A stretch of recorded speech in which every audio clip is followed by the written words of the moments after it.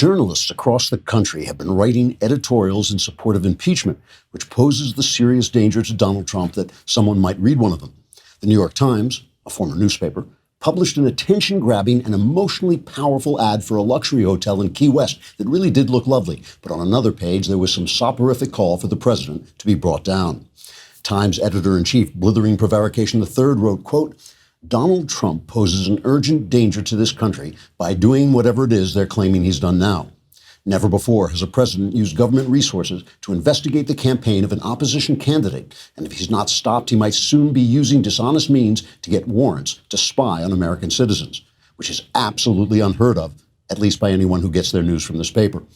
Trump presents a threat to Western civilization as we know it, which is as a racist, imperialist destroyer of innocent indigenous people who were just going about their business enslaving and killing one another until we showed up and ruined everything," unquote. Television journalists are also weighing in. Wolf Blitzer, in a commentary delivered to the CNN audience, who was rushing to catch his connecting flight to Baton Rouge, said, quote, "This historic impeachment is so historically historical that it's even historic how historic it is. Clearly, this is the beginning of the end of the walls closing in on the tipping point of whatever it was I was talking about," unquote. The Washington Post, where democracy dies of boredom, wrote, quote, "Some might say this president has done a great job, while those running against him are a pack of clueless socialists who couldn't run an electric train, let alone a country. So if we don't impeach him, how the hell are we going to get back in power?" Unquote. The Post editorial did receive an almost immediate response from Polly, the parrot whose cage was lined with the paper. Trigger warning, I'm Andrew Klavan, and this is The Andrew Klavan Show. I feel hunky-dunky, life is tickety-boo. Birds are winging, also singing hunky-dunky-doo. Ship-shaped ipsy-topsy, the world is zippity-zing. It's a wonderful day, hurrah, hooray! It makes me want to sing. Oh, hurrah, hooray! Oh, hooray, hurrah! Here we are still in New York, high atop Park Avenue, the lovely Park Avenue. The weather here is absolutely atrocious. I have no idea why anyone would live here when they could live in California with all the Democrats. There's a famous quote that is often wrongly attributed to Albert Einstein that defines insanity as doing the same thing over and over while expecting a different result. As far as I'm concerned, that's really just a definition of the human condition. I cannot tell you how many people I've met who live in emotional misery because of their own behaviors and not only refuse to change those behaviors, but insist on the wisdom of them and even build whole personal philosophies to justify them. Now and again, I'll even get a letter from someone who's clearly neck deep in personal unhappiness, but tells me he's written an amazing manuscript on what the best way is to live. It's only the sane, happy people I know who ask themselves when they're depressed, what am I doing wrong? How can I change? What's true of individuals is true of societies. When I look at San Francisco and Los Angeles, where I live, I see once amazing cities in a paradise-like state that have been turned into third world cesspools by years of Democrat policies. But not only do the voters keep returning the Democrats to power, but those who get fed up and leave move to well-run conservative states like Texas and start voting Democrat there. It's nuts. Today in the New York Times, a former newspaper, a book critic made his year-end recommendations, and he said this is the headline, that these books salvaged an often sour year. He writes, in 2019, there was no escaping a sour and scalded national mood. Now, I don't know. I've been feeling pretty good. The economy's getting bigger across the board. Wars are getting smaller. The world, and I'll talk about this later in the program, the world over the last 20 years or so has gotten better and better on almost every front. So if you and your family have your health, if you've got a job and a decent place to live, and your mood is sour and scalded and unhappy, maybe the way you look at the world is the problem. Maybe your sense of things is off. I'll give the Times book critic this. There do seem to be a lot of angry people out there, just like there are a lot of homeless people in San Francisco and LA. And yet these are good times, among the best times of my life. So maybe the answer is for sour individuals in dysfunctional cities to stop doing the same thing over and over while expecting different results. I keep hearing commentators talk about how Americans are living in two different realities, but that's not right, is it? There's only one reality. And if peace and prosperity have got you down, maybe the problem isn't Donald Trump. Maybe it's you. Let me talk about NetSuite. You know, yesterday I was talking about the fact that I was hoping that computers and the internet and all were making it easier for women who want to be at home with their children, who want to make a home, to run businesses out of their home. But in order to run your own business, you need tools that will help connect you to the numbers that underlie your business. And that's what NetSuite is for. What keeps growing businesses from knowing their numbers is this hodgepodge of business systems. NetSuite comes in handy because it's a business management software that handles every aspect of your business in an easy-to-use cloud platform. It gives you the visibility and control you need to grow. With NetSuite from Oracle, you save time, money, and unneeded headaches by managing sales, finance, and accounting, orders, and HR instantly, right from your desktop or phone. That's why NetSuite is the world's #1 cloud business system. And right now, NetSuite is offering you valuable insights with a free guide, 7 key strategies to grow your profits at netsuite.com/Klavan. That's netsuite.com/Klavan to download your free guide, 7 key strategies to grow your profits, netsuite.com/Klavan. Anybody who wants to run a business has to know how to spell Klavan. It's Klavan. There are no E's in Klavan. There are no E's in Klavan. See, now they have me waiting for the song, and when it wasn't there, I just completely fall apart. It's kind of a trauma. So don't forget the mailbag is tomorrow. Write in to you got to. The voices in my head are driving me insane.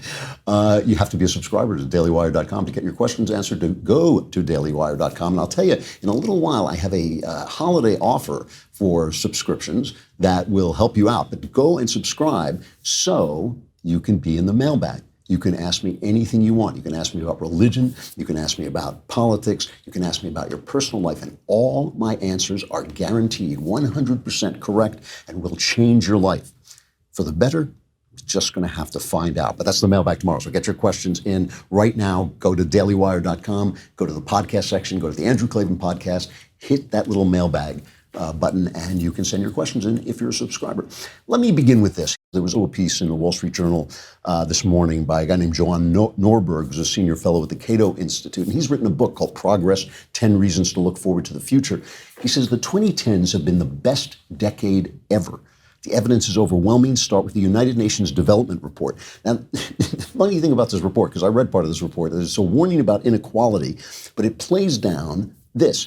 The gap in basic living standards is narrowing, with an unprecedented number of people in the world escaping poverty, hunger, and disease. The World Bank reports that the worldwide rate of extreme poverty fell more than half, from 18.2% to 8.6% between 2008 and 2018. Last year, the World Data Lab calculated that for the first time, more than half the world's population can be considered middle class.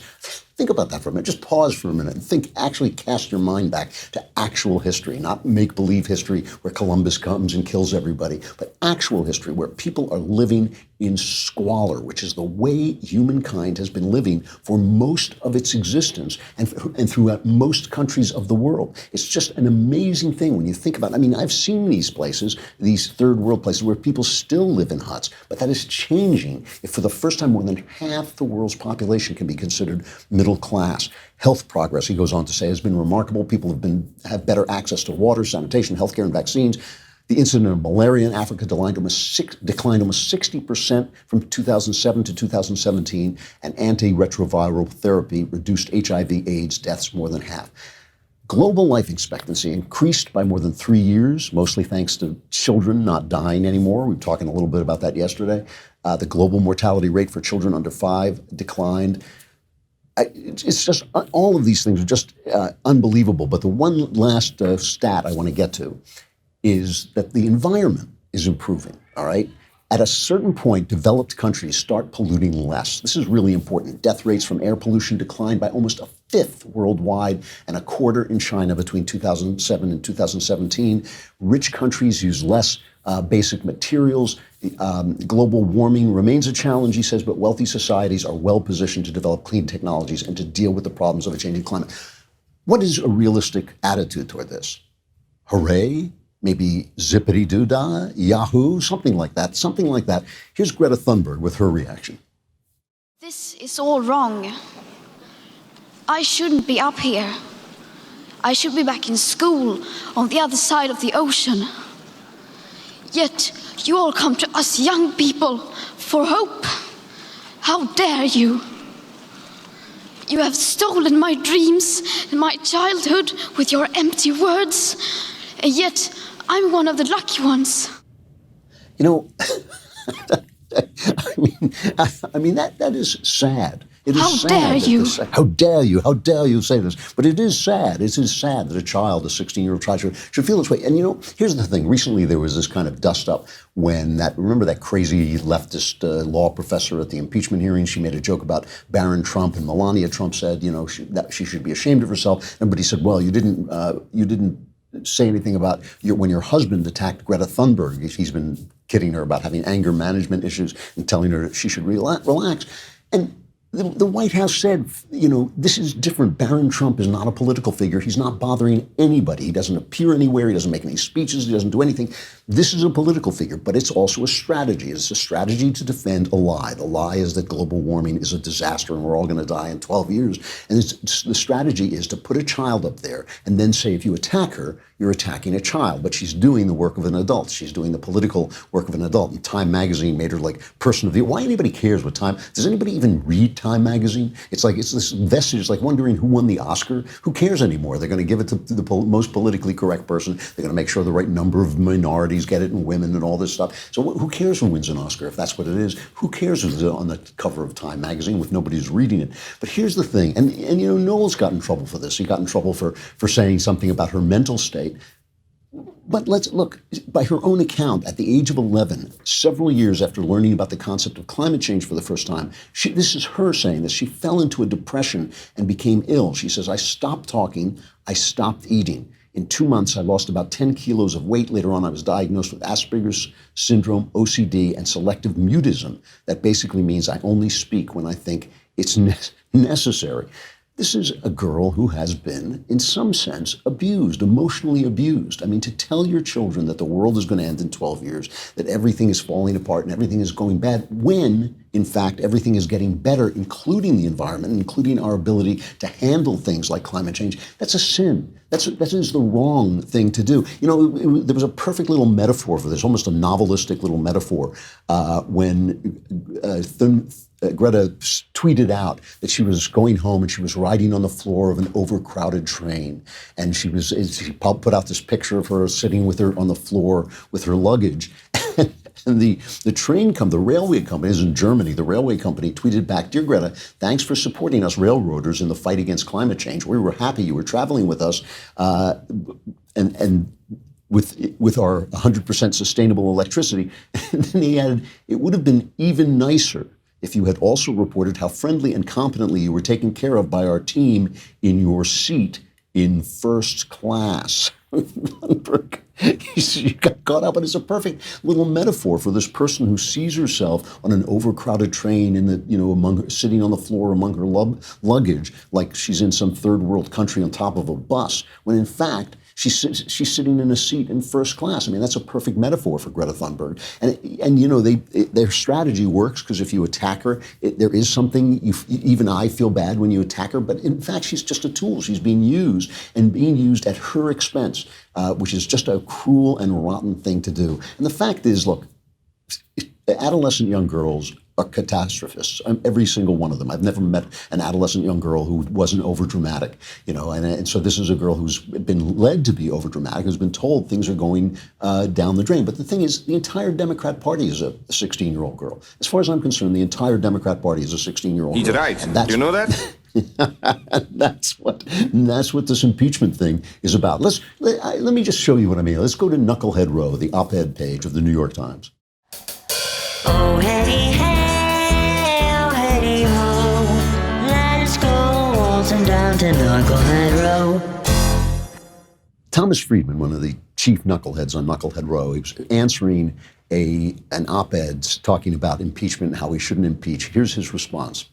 President Trump not only should be impeached, he must be impeached if we're to preserve America as we've known it. Of course, ideally, presidents should be removed by the will of voters through elections. But Eliana, when I hear Trump defenders say impeachment would subvert that process, I say, really? What the hell do you think Trump was doing? He was subverting the will of the people by using our tax dollars to force Ukraine to investigate his most feared opponent, Joe Biden, in the next election, rather than trusting voters to do that. If we say, as Republicans are, that what Trump did is not impeachable, we're telling ourselves and every future president, hey, it's okay to enlist a foreign power to tilt the election your way. Can you imagine how much cash future candidates could raise from Saudi Arabia, or how many cyber warriors they could enlist from Russia to tilt future elections? The sanctity of our elections would be shot, and we'd never again have a president who, whether or not you liked him or her, was at least seen as legitimately elected. You must be joking. Let's leave aside for a minute the fact that we just found out the FBI used false information to obtain warrants to spy on American citizens. Let's just forget about the fact that under Obama, our civil liberties were actually being destroyed, being eaten away, while the press sat there with its head up its butt, its collective butt, doing absolutely nothing. Let's forget about that for just a second. America as we know it depends on our impeaching Donald Trump. Is there anybody, aside from that crazy woman who screamed at the sky when Trump was elected, anybody but that? Is there anybody who really feels that way? I mean, when you look around, do you feel that Donald Trump saying to Ukraine, and while you're at it, look up Joe Biden, see what he was up to? It threatens your security and your freedom. I mean, they're inventing this. Not only are they inventing this world, listen to this is Masha Geeson of the New Yorker. Listen to what she says about it. What worries me the most, actually, is that I think that since about a week ago, when we saw the legal experts testifying in Congress, I think we've been in new territory, which is the sense that reasonable people can disagree about whether he should be impeached. Right. I think this was Turley's testimony in the Judiciary Committee, but I found it absolutely terrifying. Are you serious? It's absolutely terrifying that reasonable people might disagree with her opinion. This is an amazing thing. I believe her. I believe she's absolutely terrified. I believe she is living in a world in which Donald Trump is a threat to our civil liberties, but Obama is not.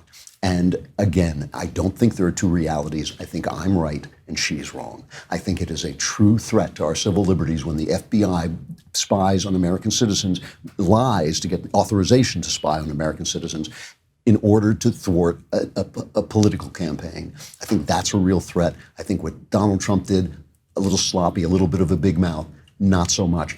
I'm right. She's wrong. And this is the thing. I mean, she's miserable and I'm not. And it's not because I wasn't even miserable during the Obama administration. I just thought, we lost. We'll have to win next time. That is not the outlook that they are taking. Does anybody truly wake up afraid, unless it's a 16-year-old girl, does anybody wake up afraid that Donald Trump has somehow impaired our right to have a free and fair election more or at all compared to the FBI and the way they treated him? I really doubt it. And here's the funny thing about impeachment.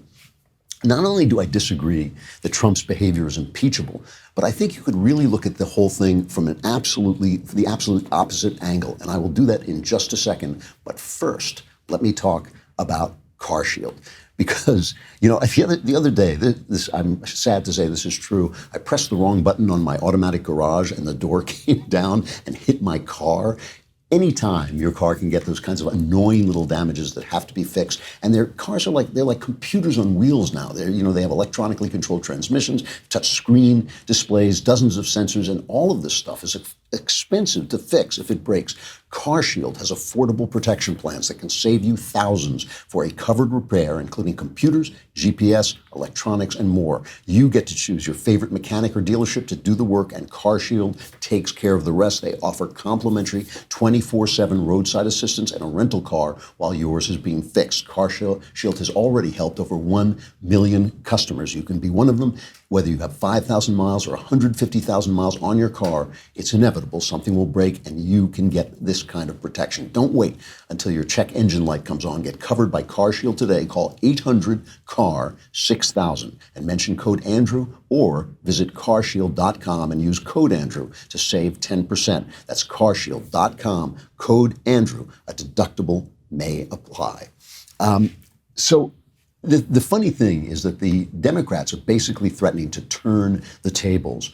The Republicans are basically threatening to turn the tables on this entire investigation. Bill McGurn has a terrific column in the Journal today saying now that his impeachment work is over, here's a new assignment for Adam Schiff to investigate whether the bad intel in the Christopher Steele dossier was there because the former British spy was a sloppy partisan, or was he the patsy in a Russian disinformation campaign? As chairman of the House Intelligence Committee, Mr. Schiff is plainly the man for the job. Such an investigation fits comfortably with his oft-stated complaint that Vladimir Putin interfered in the 2016 presidential election and will do so again in 2020 if we don't stop him. Meanwhile, the allegation that the Steele dossier was a product of Russian disinformation comes from one of Mr. Schiff's own star witnesses, Fiona Hill. Now, this was something that happened in the impeachment hearings. It was really one of those moments that, of course, the mainstream press sort of buried.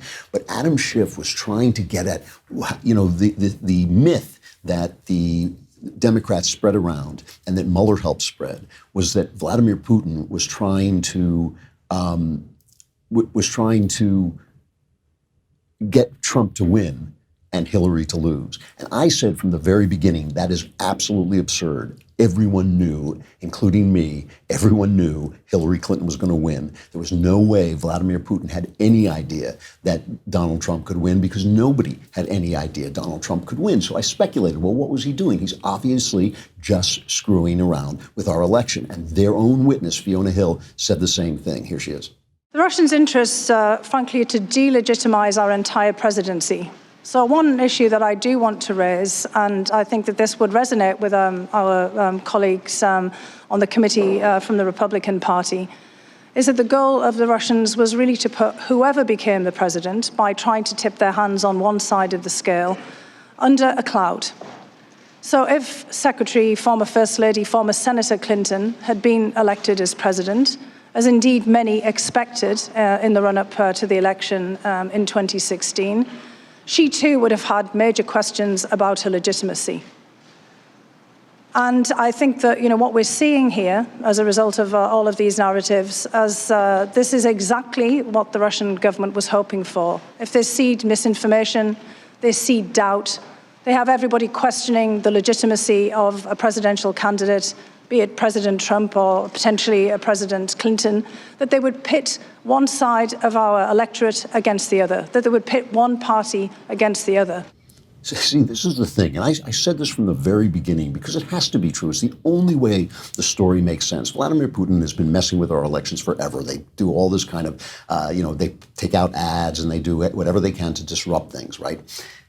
He doesn't care whether Donald Trump is president. This whole mythology that Donald Trump was a Russian asset that Brennan and Clapper were selling on TV to cover up their own bad behavior in the Obama administration, it just doesn't make sense. There was simply no way for Vladimir Putin to know there was any chance of Donald Trump winning. He went after Clinton because it was obvious she was going to win. That's why he's mostly targeting Clinton, not Trump. But if it had been clear that Trump was going to win, he would have targeted Trump. It's America that he's after. It's us. He wants us at each other's throats. So who are the Russians' assets? Because this is a Putin success that he couldn't even have dreamed of. Adam Schiff going on TV and convicting Trump for 2 years of Russian collusion falsely, of lying about it. Adam Schiff lying about his relationship with the whistleblower in the Ukraine affair. Adam Schiff lying now about whether he could have known that the FBI FISA warrant process was out of control when Devin Nunes knew 2 years ago. Why didn't he know? Because he was lying. Adam Schiff is a Russian asset. I don't think on purpose. I just think he's a patsy. Who has played in to the Russian plan to turn us against each other? James Comey, another guy. James Comey, who went after Trump with a vengeance, who made it sound as if it were possible that Donald Trump was some kind of, colluding with the Russians. As I think it was Lindsey Graham recently said, Donald Trump doesn't collude with anybody. He doesn't collude with his own government. Why would he collude with the Russians? It's nonsense. And of course, Jerry Nadler, who just does whatever he's told, I'm sure, who's bumbling around trying to make this impeachment thing sound like it's a constitutional emergency. These are the three Russian stooges. These are the guys this is the Mo, Larry, and Curly of Russia's attempt to fiddle with our country. And they have just been patsies for this guy who is very good at disinformation and who sent that disinformation through Christopher Steele and through this now we know bogus dossier. Who fell for it? I didn't. They did. Who did it? Not Trump. It was them, you know. And now it doesn't. But it doesn't matter. The Dems now have the votes. They're saying they have the votes to pass their impeachment. All these people who became, I think it's over 30, who gave the Democrats the House majority by winning in Trump-friendly states, have basically, I'm sure, been bullied by Pelosi into doing her dirty work, because there's no way they're going to let this vote fail.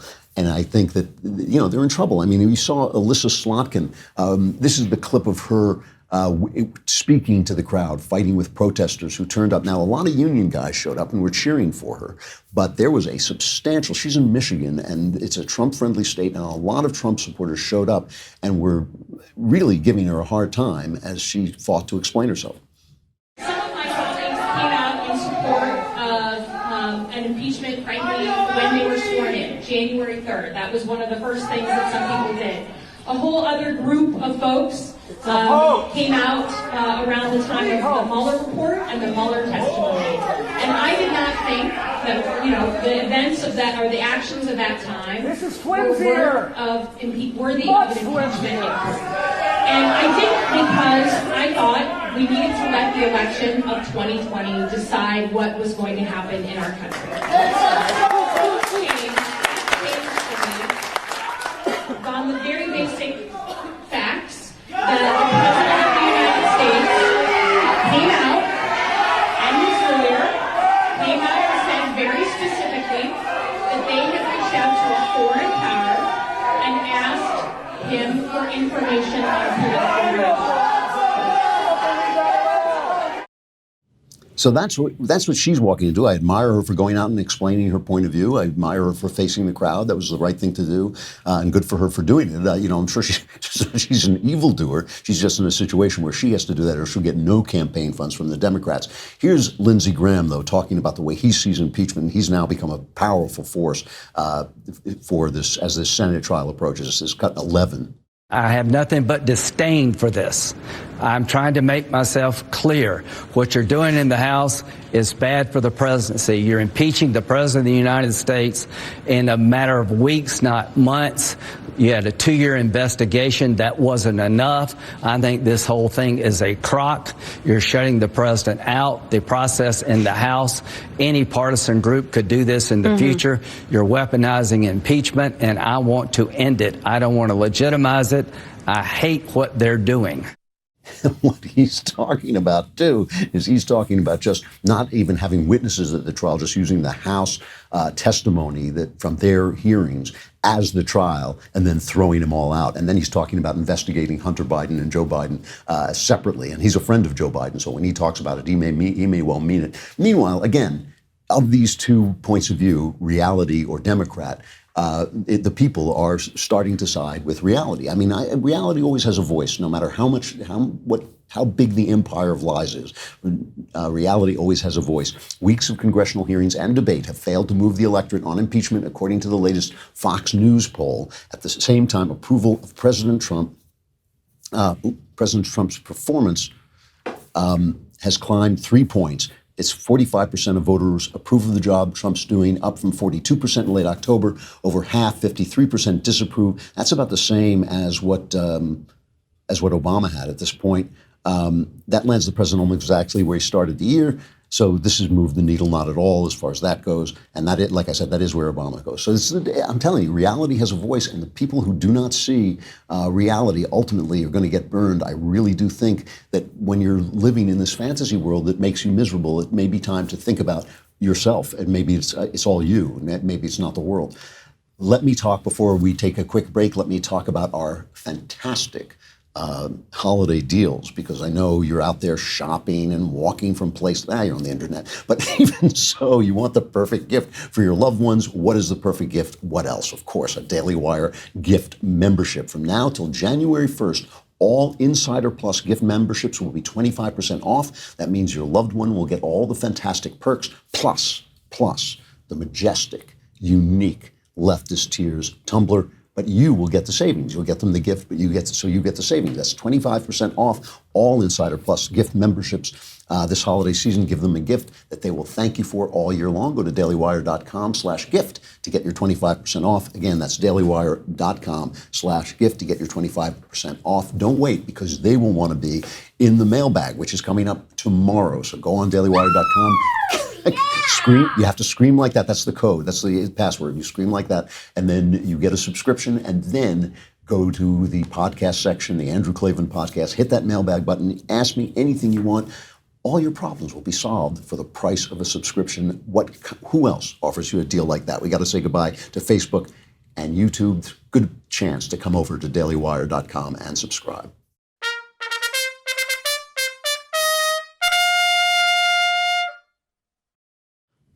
This is why, by the way, I want to go back to this British election for just a minute, because there was a really good insight about it from this guy, Walter Russell Mead. I love this guy. I think he's the new Charles Krauthammer, just a great writer on international affairs. And I think one of the reasons it's so important is because to get at the reality of what is really happening, everybody has an interest. See, this is the funny thing. Everybody has an interest. Except for me. I have no interest except that I want freedom. That's all I want. I want the Constitution to stay in place, and then you guys can fight over whatever you want. But everybody has an interest. They have made careers out of a certain kind of conservatism.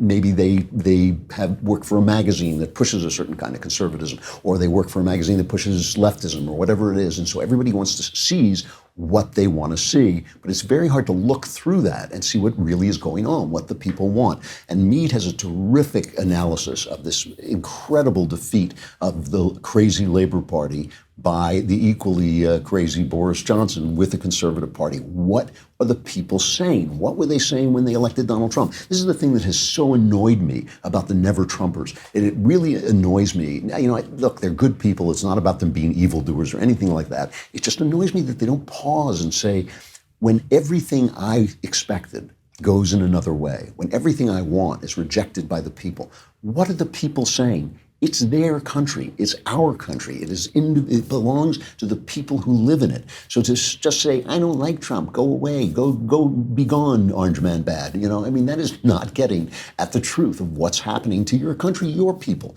your fellow citizens, So he talks about, he says, the election result in England, where, again, this kind of strange orange-haired conservative guy destroyed this party that has drifted so far to the left that it has left, it's basically in the sea somewhere.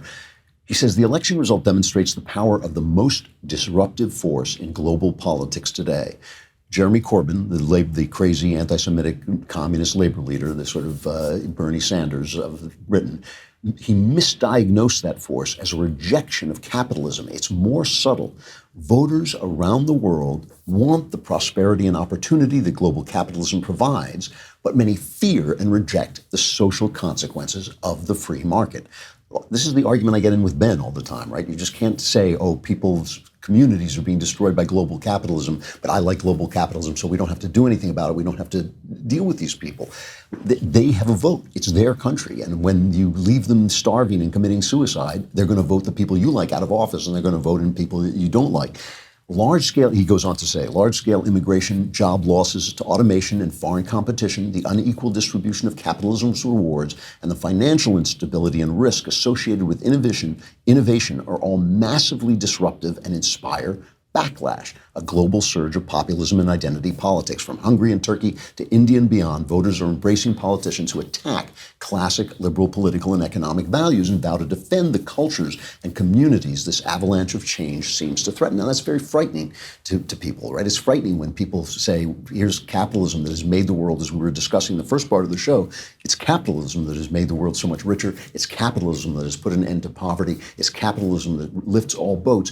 But the kind of capitalism we're practicing has caused problems in separate countries. That countries have identities, they have cultures, and they want those cultures to remain. And Walter Russell Mead goes on to talk about Edmund Burke, whom I'm also always talking about. He wrote this incredible book called Reflections on the Revolution in France, which just prophesies the terror that's coming after the revolution in France. Burke saw it coming. He also saw how good the American Revolution was. He was right about every single thing, and he was despised by the left of England in his time and only recognized by people who had had that kind of experience, that red pill experience of realizing that the French Revolution wasn't such a great thing, like William Wordsworth, who said, basically, he wrote a poem saying Burke was right about everything. Burke's whole point is that the radicals hate your traditions. They hate your traditions, and because they see them as obstacles to what they want to accomplish. We know this here, right? This is the left. But what Burke said is, wait, it's the traditions that got you here. So while change is inevitable, this is Burke's whole point, while change is inevitable, you want to change in keeping with your traditions. That is the reason those traditions are there. Those traditions are strong to have brought you here. Through other changes, they will bring you forward through new changes. We know the world is going to change, but we want it to change in keeping with American values. And instead, what the left is doing, what the New York Times is certainly doing, is throwing those values overboard, trying to tag them as the enemy. Here's what Walter Russell Mead, how he finishes this analysis, this brilliant analysis of the British election. He says, from this perspective, the Burkean perspective, Brexit, leaving the EU, is less a retreat from globalization than a first step in reestablishing the national unity and cohesion that will prepare the UK for the changes ahead. The same can be said for Mr. Johnson's conquest of Labour territory in the north, which is Britain's equivalent to our Rust Belt. The area's defection may be the first step toward revitalizing its sluggish economy, growth, and defensive political attitudes. In other words, they want England to be England, and they want England to be defended from globalism, from reckless globalism, but they understand that the world is going to change. It's going to become more multi-ethnic. It's going to become different. In this way, to my mind, America has such a big advantage. This is why I oppose the Groypers and their bigotry. It is bigotry. It's racism. This is why I oppose it so much, not just on Christian grounds, though I do oppose it on Christian grounds. I think that racism is a sin against the image of God. But let's leave the moral argument aside, and let's just talk about the fact that the future is going to be multi-ethnic, the future is going to be global, but we want it to be global with Anglo-American values. These values are the best values. They are genuinely good values. The values of democracy, the values of freedom, the values of the people being the ruler. And we have such a big advantage in this because our values are not attached to race. They are written down. They're written down in the Declaration. They're written down in the Constitution. Anybody can apply. Now listen, the people who have a problem with open immigration, who have a problem with illegal immigration, they have a real point. We can only let in as many people as we can assimilate to these values, and we can only let in the people who want to assimilate to those values. That makes perfect sense. But because our values are written down, because we have them on paper, because we have this history with them, the English have them in their blood. I don't understand how that happens, but the English really have been very good at being free. They've been conservative when it was time to be conservative, liberal when it was time to be liberal. They really are an amazing people. There's just no question about it. An amazing island race. I have to give them credit. They give us the system, but we have taken that system and made it global. We have taken that system and made it importable and exportable, just like the Romans did with Greek values. It's the same. It really is the same thing. The connections are absolutely amazing. The Romans spread the Hellenic world. Alexander the Great spread it, and then the Romans spread the Hellenic world to most of the West. And that is really what we are doing. And we take people in and we make them us. And we send out, we help people out, and we make them us. And that's a good thing because American values are amazingly great values. And what we need to do is we have to stop the left from attacking those values and from attacking the things that we are. So as the world becomes global, at a pace that is reasonable, at a pace that doesn't destroy our communities, at a pace that doesn't, bring in slave labor to replace American labor, at a pace that is reasonable and ethical. As we do that, we can continue to live out our values and sell those values to the world, which needs them desperately. Let me have one last final reflection on the things that make people miserable. There's a story about the Hallmark Channel. I'm one of the first people who ever noticed the phenomenon of the Hallmark Channel. Me and my sister, Caitlin Flanagan over at The Atlantic. She had heard about it before, but I was the first person, I think, to really start talking about it. What an amazing thing the Hallmark Channel is selling these fantasies to women, basically, as in terms of Christmas movies. And it's almost every movie's the same. You can make a chart of how to put them together. It's very funny and all this, but it's a family, basically Christian-oriented company and channel. And they played an ad on it that was an ad for, I think it was for some kind of wedding site that had a lesbian wedding in it. Do we have just a couple of seconds of that? I, Ava, wonder if our guests would be here on time. If we had a custom wedding website. With our ceremony details on it. And I, Taylor, would pick Zola to have and to host our wedding website. Ours even matched our Zola invites. The whole thing was so freaking easy. Do you think Zola could have made planning your perfect wedding easier? We do. I do. We've helped 1 million couples plan their weddings. Now, if you're a sick guy like me, you can't understand why anyone would protest to watch two hot women kissing. But apparently a conservative group, what a horrible thing to say. I'm ashamed of myself. Not really, actually, but a very conservative group. How dare you? How dare I, really? Called 1 Million Moms, wrote in and said, why would you show a lesbian wedding commercial on the Hallmark Channel? Hallmark movies are family friendly and you ruined it with the commercial. So Hallmark pulls the commercial. Then the LGBTQ community gets up and they start going after them. And Ellen DeGeneres goes after them and all this stuff. And the Hallmark Channel puts it back and starts apologizing to them, and then put out a statement promising that they would work with GLAAD and the gay advocacy group, and they would better represent the LGBTQ community across our portfolio of brands and all this stuff. So I was watching Fox late last night just as I was going to bed, and some commentator got out and said, this is capitalism at its best. It's Hallmark responding to what they thought was the audience, but it wasn't the audience. They were actually responding to LGBTQ. I completely disagree with that. As you know, I'm on the liberal side of this question. I don't care what people do, what relationships they have. I want their relationships to be protected if they're good for society. I understand that the state has some interest in keeping good, steady, committed relationships together. I just don't care about what people are doing in their private lives. It's just not on my radar. And I have my own thoughts about it. I've gone into them 1,000,000 times. I'm not going to go into it again. But a company has a right to have their own opinions about these things. This is a vexed moral question that has not decided and it's been decided, and it is not decided by bullying. It's not decided by silencing. It's not decided by cancel culture. It will be decided as we discuss it and debate it. Hallmark should know what it believes. It should know what its management believes, and it should be willing, just like you and I should be willing, to take the hit for being who they are. If they believe that this is wrong and they believe their audience is best served by not having it on, they should not have it on. And the problem with to me, with all these people, and the problem with this idea of capitalism, that money rules, that a company is ruled only by profit. Of course a company is ruled by profit, but that it's ruled only by profit, is to me a desertion of the idea of values and the idea of your right to defend those values. And what I want to know about this cancel culture is, has it made a single person happier? Are gay people really well served in being seen as bullies and tyrants and having this powerful arm that basically can beat anyone into submission? Has anybody been served by this idea that we can only use this word and not that word? Have the lives of black people been made better by calling everybody racist? Have the lives of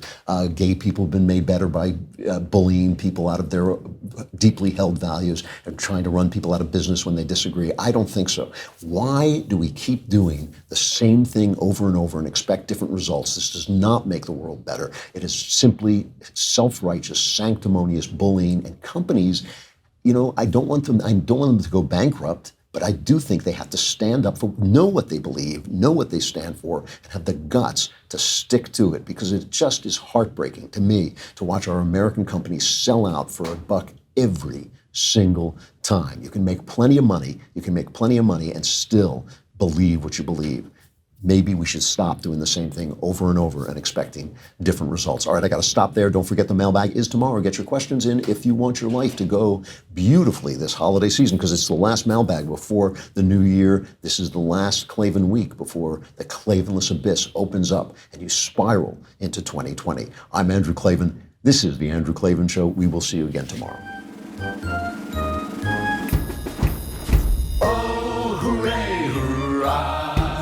The Andrew Klavan Show is produced by Austin Stevens and directed by Mike Joyner. Executive producer, Jeremy Boring. Senior producer, Jonathan Hay. And our supervising producers are Mathis Glover and Robert Sterling. Assistant director, Pavel Wydowski. Edited by Adam Sayevitz. Audio is mixed by Mike Cormina. Hair and makeup is by Jesua Alvera. Animations are by Cynthia Angulo. And our production assistant is Nick Sheehan. The Andrew Klavan Show is a Daily Wire production. Copyright Daily Wire 2019. On the Matt Walsh Show, we're not just discussing politics. We're talking culture, faith, family, all of the things that are really important to you. So come join the conversation.